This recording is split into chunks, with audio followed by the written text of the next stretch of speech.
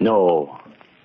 No, stay where you are. Do not break the stillness of this moment, for this is a time of mystery, a time when imagination is free and moves forward swiftly, silently.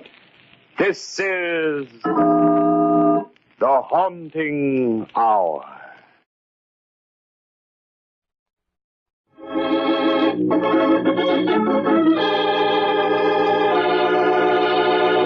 Murder wears a strange mask.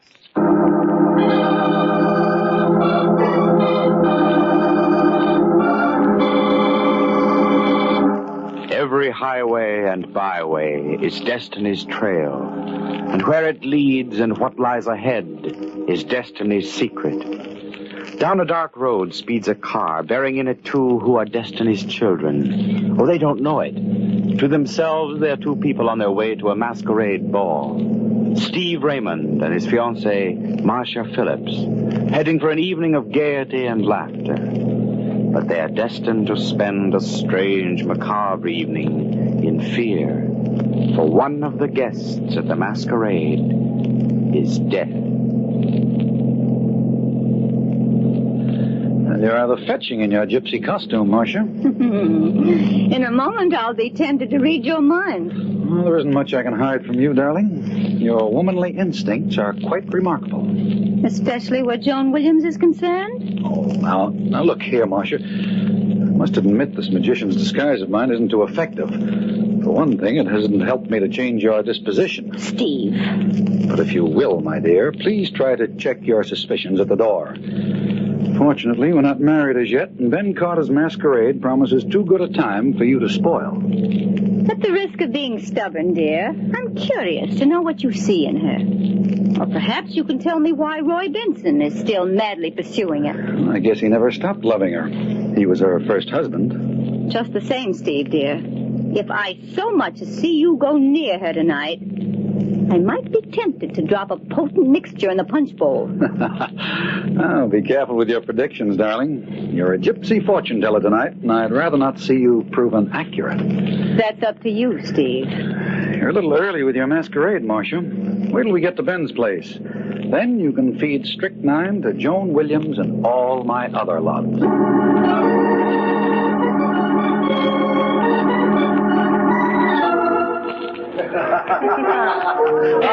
Hello, Steve. Marcia. Oh, pardon me. I'm not supposed to know who you are. That wasn't fair, Ben. What else could we expect from my partner, dear? He knows every hair on my head. Well, don't fear. I won't give you away. Well, you both look perfect. You've adopted a rather simple costume, Ben. I've used this clown suit for 15 years. It's a durable disguise. Good heavens. What's that fellow in the black tights and shirt supposed to be? Oh, he's posing as the Royal Executioner. Who can it be, Steve? It's hard to tell from here. I don't seem to recognize him. Steve, I've simply got to find out who that executioner is. Oh, now, Marcia. He's just over there. Can't you wait till midnight? Quiet, here he is. Why, I beg your pardon? Good evening. That's a very unusual costume you're wearing. Thank you. I merely borrowed it from a friend of mine.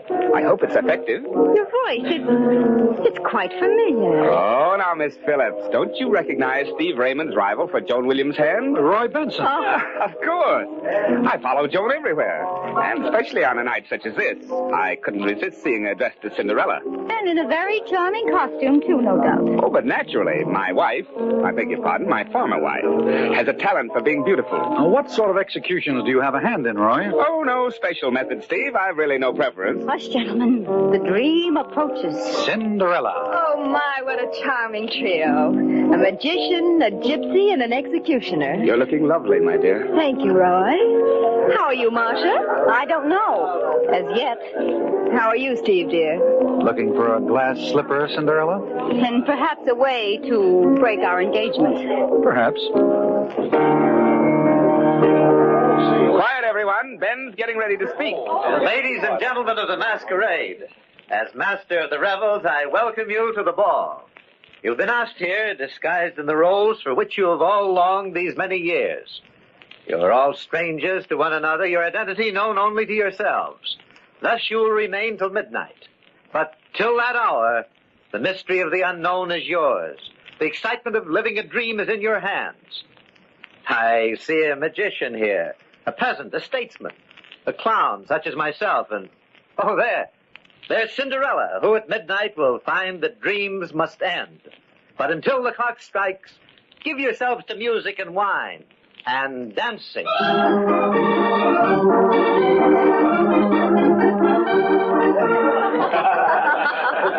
Now, there you are, my friends. The wiles of a sorcerer are many. Oh, show us another trick, magician. No, I must put my knives away now. One more trick, and your eyes will be quicker than my hand. Steve, I've got to see you. Oh, want to know how I did that last trick? Come here, quickly. What's the matter, Ben? There's something upstairs I want you to see. Can't it wait? You had better come now. Whatever it is, you're guarding it like a state secret. Ben, don't look so pale. It can't be as bad as all that. Were you up here earlier this evening? Yes, I think so. Were you in the library? You must have been spying on me. I was there a little while ago. Where are we going? To the library. Here we are. There. In front of the fireplace. No, it can't be. Unfortunately, it is. Joan Williams. Stabbed to death. I don't believe it. It's not an illusion, Steve. It's real. I found her like this a few minutes ago. But how did it happen? I thought you could tell me. What are you talking about? Look at that knife closely. Good heavens. Isn't that one of the knives that you were using in your demonstration tonight, Steve? Oh, you're talking nonsense, Ben. I didn't kill her. Who said you did? Well, you inferred it. Oh, what's the sense of this wrangling? Joan's dead. I didn't do it, but I want the man who did. There's a set of prints on the knife handle, Steve. If they match yours, well, that's the answer. You're pretty well convinced that I murdered her, aren't you, Ben? We'll let the police decide that. I'm going to call them. Well, no, you can't, Ben. You've got to give me a chance first. No? What do you mean? I swear to you that I didn't do it, Ben. Now, you've got to let me find who did. Just a few hours, that's all I need. Just till midnight. All right, Steve. Till midnight, then.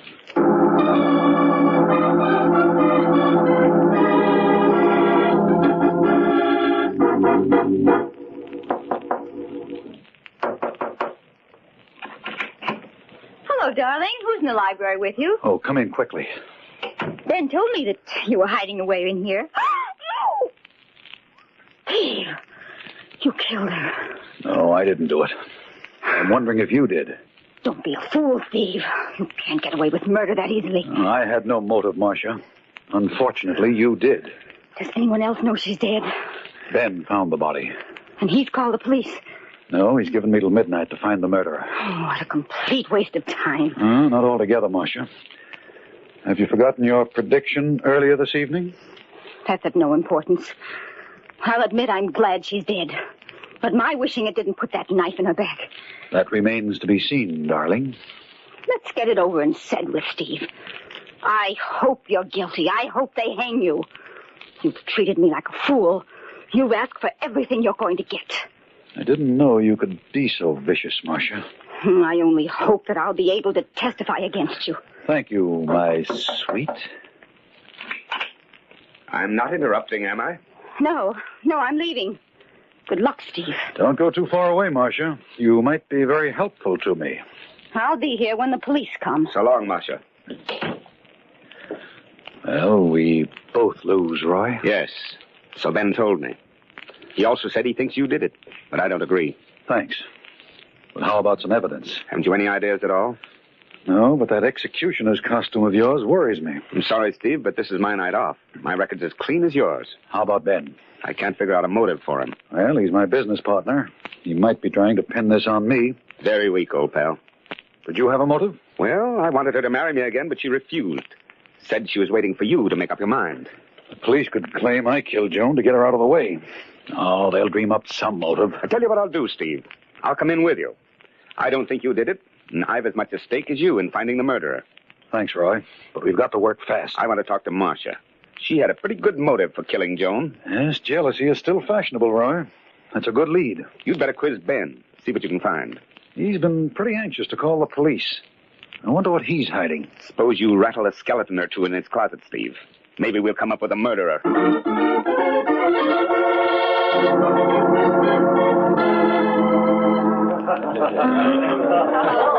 Any clues so far, Steve? It's not very encouraging, Ben. Remember our agreement. Midnight's the deadline. You know, Ben, I've completely neglected to ask you some rather important questions. No. What's on your mind, Steve? Well, for one thing, how come you happened to find Joan's body? I'll tell that to the police. Oh, I'm trying to clear myself of suspicion of murder, Ben. Make a very bad debating partner. Why not question Roy Benson? Now, listen, Ben, this is no idle business transaction. You've accused me of murder. You might be decent enough to explain why I should be so certain of your innocence. Suppose I call the police. Right now, Steve, let them settle the question of where the guilt belongs. You promised to hold off till midnight. Very well, then, but you might do better trying to clear yourself than just standing here arguing. Goodbye. Where are you going? I have an appointment with an executioner. Want to come along?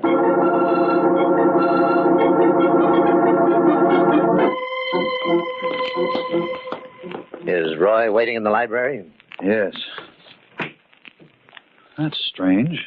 What's wrong? The door's locked, but the key is in the lock. Here, let me open it. Here we are. Ben, look, there by the table. Great Scott. It's Benson. We're too late. He's dead. It's horrible. The bullet did a thorough job.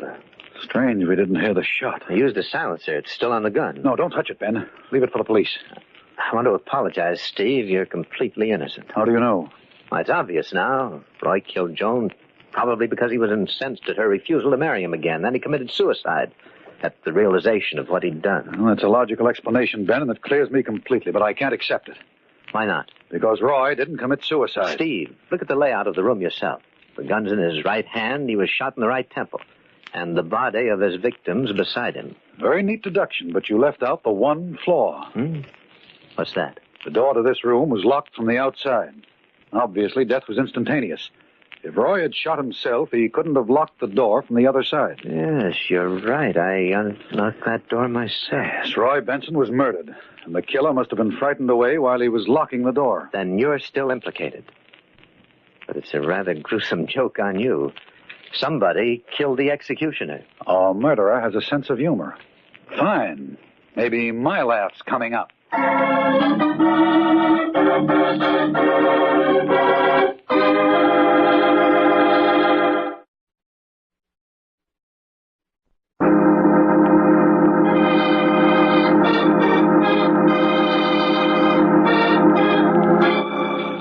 Destiny's Highway has led Stephen Raymond and his fiancée, Marcia Williams, to the home of Steve's partner, Ben Carter, where a masquerade ball is in progress. It is a house of gaiety. Music and laughter pervade the lower floor. Yes, downstairs there is revelry, but upstairs, death.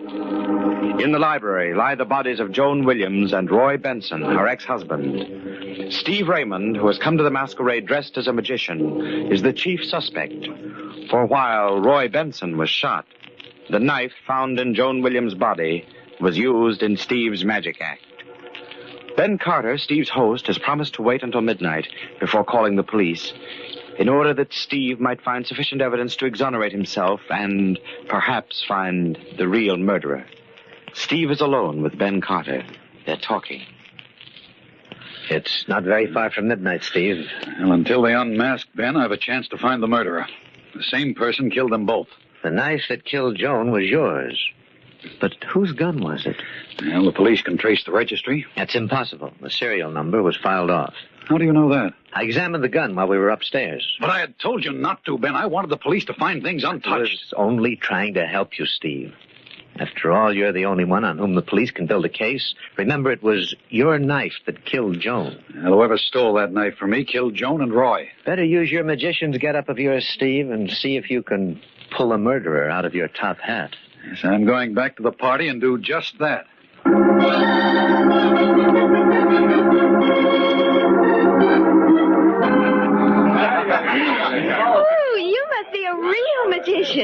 madam. I'm a successful stockbroker. Same thing. How about another chick? Oh, I'm sorry, but I've concluded my last performance. For a long while, I'm afraid. Steve, I've got something to tell you. What is it? I can't tell you here. Come into the next room. All right.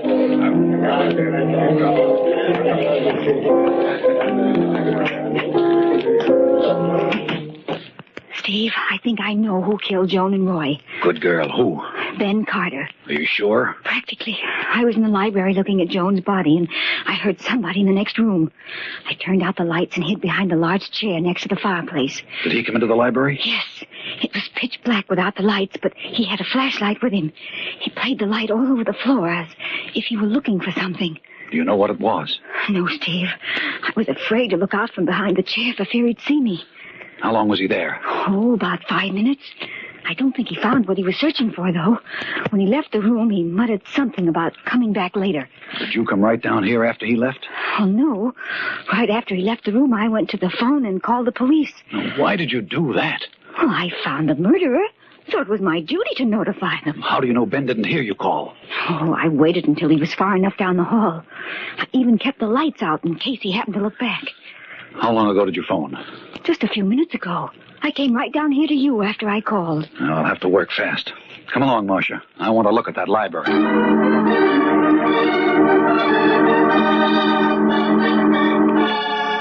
Oh, no light showing under the door. Let's go in. Nothing's been touched since I was here. Now, what could Ben have been searching for? Well, perhaps he dropped something when he killed Joan and Roy. Yes, possibly, but what? Steve, look. There. Under that chair near the fireplace. Yes, I see it. What is it? A large black button. I recognize that. Didn't you notice that one of the buttons on Ben's clown suit was missing? Yes, you're right, Marcia. There. Doesn't that prove his guilt? Well, not necessarily. The thing that still interests me is his certainty that my fingerprints are on the handle of the knife that killed Joan. Well, how could it have been used without disturbing your prints? By wearing gloves and using the blade part of the knife for throwing. That's very clever of you, darling. If my prints are still on that knife handle, they were placed there when I used the weapon in my little act downstairs. When it was stolen from me, the prints were very carefully preserved. What are you going to do?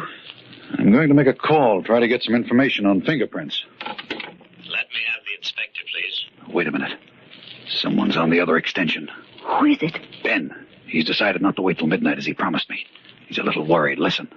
Inspector Bolden, this is Ben Carter, 116 Ocean Road. Yes, Mr. Carter. There have been 2 murders in my house.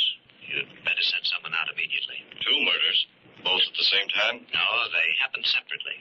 What's going on up there? Please hurry. The murderer is still in the house. I'll watch him till you get here.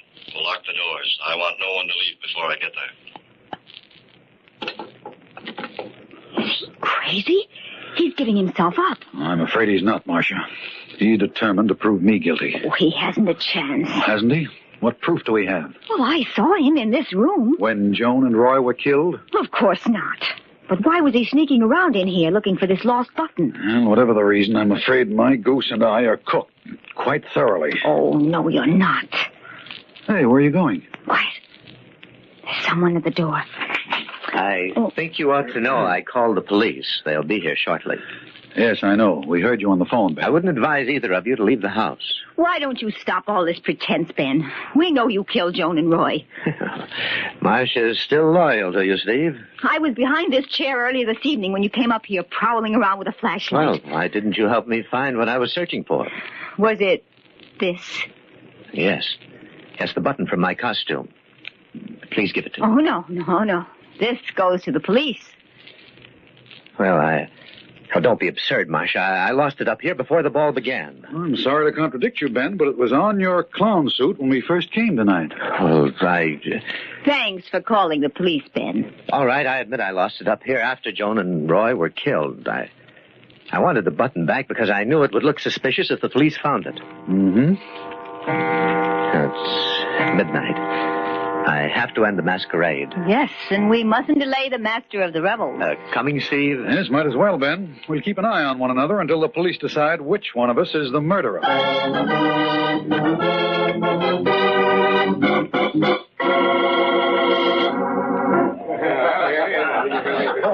Ladies and gentlemen of the masquerade. The time has come when you must leave the mystery of the unknown and return to the reality of the present. The peasant will become a wealthy man, the clown a respected philosopher, the beggar a statesman. This is the moment. Unmask, please. Ben, the police are in the hall. Take care of them for a minute, Steve. I'll be right back. Oh, I'll give them all the clues they require. Well, what's the delay? Mr. Carter will be here in just a moment, Inspector. My name's Steve Raymond. I believe that Mr. Carter considers me the principal suspect. Did you do it? No. I hope you'll believe me. I believe no one, only evidence. Would you care to see the bodies? I want to see Mr. Carter first. Come on, Inspector. That came from the garden. And that's where we're heading for. Let's go.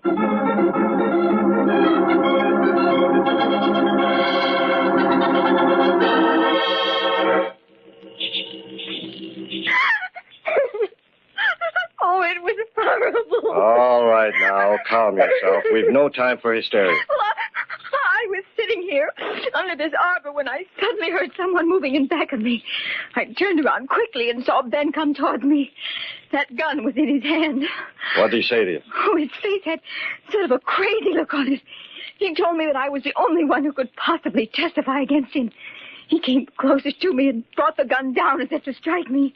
Did he hit you? No, I dodged the blow and I grappled with him for the gun. Finally, I managed to get possession of it. And I shot him. It was the only thing I could do. Let me see that gun, Mr. Raymond. Here you are, Inspector. Will you hold the flashlight, Mr. Raymond? Surely. Now, just a little fingerprint powder over the butt of the revolver. There we are. Now, do you see the impression? Yes, there are two distinct sets of prints on the butt. Just as I told you, Ben and I fought for the gun. Is your conclusion the same as mine, Mr. Raymond? I'm afraid it is, Inspector. Marcia lied in her story. That's ridiculous, Steve. Don't you see the two sets of prints? That's just it, Marcia. If you and Ben had fought for possession of the gun, the two sets of prints would have been smudged and blurred. Not distinct and clear as they are now. It was very convenient of you to tell that story. Why'd you try to kill this man? Try. He's dead, isn't he? Not quite. Fortunately for him, one bullet missed and the other just creased his scalp. He'll be around shortly and in fine shape to testify against you. This was your second mistake, Marcia. I first became suspicious of your sudden reformation in my behalf when you told me you dialed the police telephone number in the darkened library. I was convinced you hadn't phoned when we listened in on Ben's call to police headquarters. It was obvious from the inspector's reaction that it was the first report of the murders he had had. Watch out, young lady. Don't make me chase you through the garden. I'm not that young anymore. Let go of me. Go of me. Of course I killed him. Joan was a worthless fool trying to take you away from me. I stole your knife and used it the way you guessed I did. Your prints were on the handle, but Ben didn't know for certain whether they were yours. Why did you kill Roy? He accused me of killing Joan, and he told me that he had the proof to back up his charge, and I couldn't take a chance. And if I hadn't locked the door, you would never have guessed that it wasn't suicide.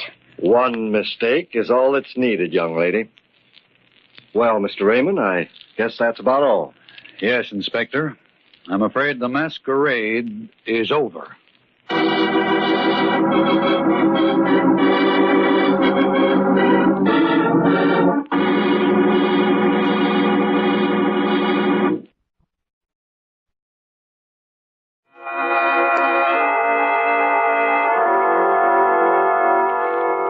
From shadows and stillness, mystery weaves a spell of strangest fascination, charging the mind with doubts and fears.